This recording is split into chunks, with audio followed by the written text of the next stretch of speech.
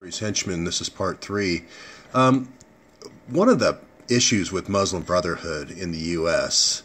And Muslim Brotherhood overseas is the funding is coming from the Sunni nations of UAE, Qatar, Saudi Arabia, Bahrain, a very wealthy, a huge amount of wealth. And they can pay to have insurgency groups in 39 different countries. Now they can do operations like this one from Yemen. They can run operations in Europe, Charlie Hebdo attacks and so forth. So that is an obvious danger all around the world. But then there's also this danger that Muslim Brotherhood, and there's 4 brothers now that are on these intelligence committees in the U.S. government. There's a real danger that that could be providing leaks to these folks to avoid things like drone strikes or this recent Navy SEAL that was killed. If they know we're coming and everybody's got a gun and all the terrorists dress up as women and children, it makes it obviously much harder for the attack. And this Bill Owen's son obviously was murdered because of this leak here from this group.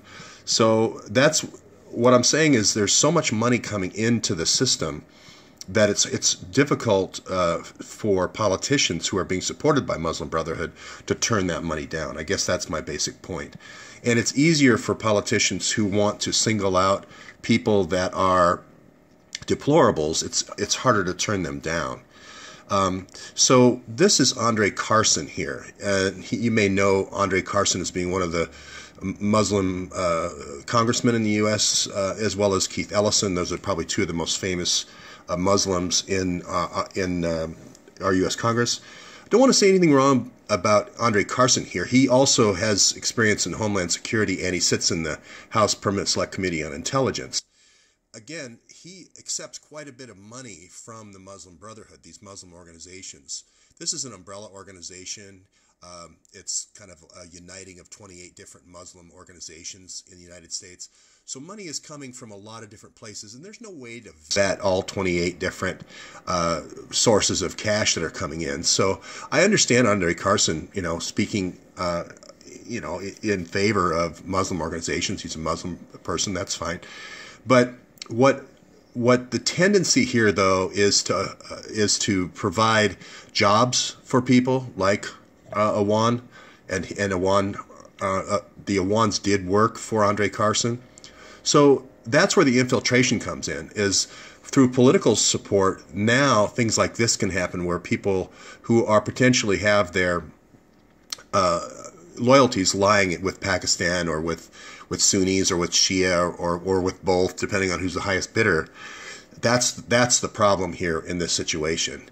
Also, this is another deplorable situation because he actually worked at a fusion center, I believe, and was one of the 50 state fusion centers. I believe he was in the Indiana one. I think he's from South Indianapolis, where I used to play high school basketball. So I know the neighborhood he's from and so forth. So a good guy. It's hard to turn down that money, I guess. That's my point.